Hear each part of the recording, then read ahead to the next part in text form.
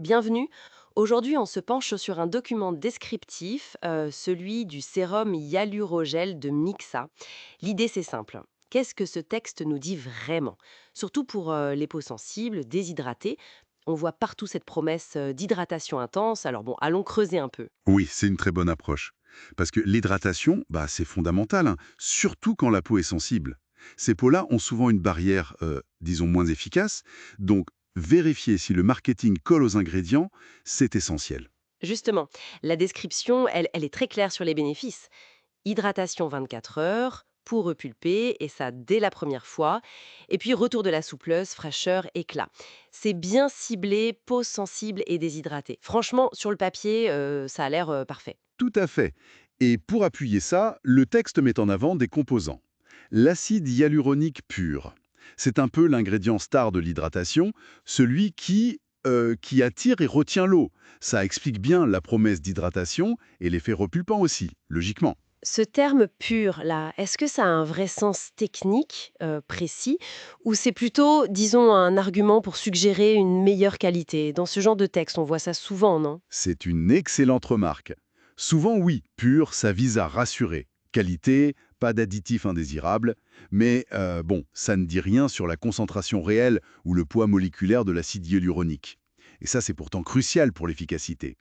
Le texte dit aussi que la formule est enrichie en vitamine B3 et B5. Alors ça, c'est intéressant. La B3, c'est la niacinamide et la B5, le panthénol, c'est ça? Exactement. Connu pour apaiser, aider à renforcer la barrière cutanée. Mmh. Enrichi, ça sonne bien, c'est vrai. Mais un peu comme pour Pur, ça reste assez flou, non?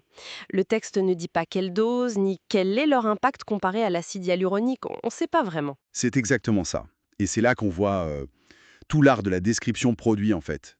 On cite des ingrédients connus pour leurs bienfaits, mais sans donner de détails quantitatifs. Leur présence est positive, c'est sûr. Mais est-ce qu'ils jouent un rôle majeur ou c'est juste un plus marketing? Difficile à dire juste avec ce texte. On peut supposer que l'argument principal, c'est vraiment l'acide hyaluronique. Les vitamines, c'est peut-être plus perçu comme un bonus. D'accord.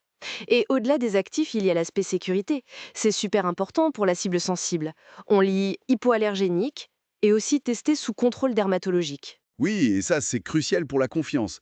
Hypoallergénique, ça suggère que la formule est pensée pour minimiser les risques d'allergie. Et tester sous contrôle dermatologique, ça veut dire que des dermatos ont supervisé des tests de tolérance. Mais ce n'est pas une garantie à 100% qu'il n'y aura aucune réaction, j'imagine, hein. Non, bien sûr, chaque peau est unique. Mais c'est une précaution, un standard important. Ça montre une démarche sérieuse. Et si on regarde la situation globale, ça colle parfaitement au positionnement de Mixa, non? Leur slogan, c'est l'expertise dermatologique au service de votre beauté. Donc pour une personne avec une peau réactive, lire ça, c'est très rassurant, même si on n'a pas les détails des tests dans ce petit descriptif. D'accord. Donc, si on résume ce que nous apprend ce texte, on a une description qui met clairement le paquet sur l'hydratation et la tolérance, pour les peaux sensibles donc. Elle utilise un ingrédient vedette, l'acide hyaluronique, qualifié de pur, avec des vitamines B3 et B5 en soutien, enrichis, et le tout est encadré par des mentions de tests dermato pour assurer. C'est exactement ça. Et ça amène une réflexion intéressante, je trouve, pour quiconque choisit ses soins en se basant sur ce genre de texte. Au-delà de ce produit spécifique, comment on évalue le poids réel des ingrédients listés, sans connaître leur concentration? Et ces mentions de test, comment on les interprète? Est-ce que c'est suffisant pour être sûr que ça conviendra à sa peau réactive? La question, au fond, c'est: quelle importance donner à la synergie qu'on nous suggère entre les ingrédients par rapport à la mise en avant d'un seul actif phare?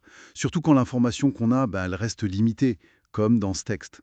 C'est un bon exercice critique à avoir face aux promesses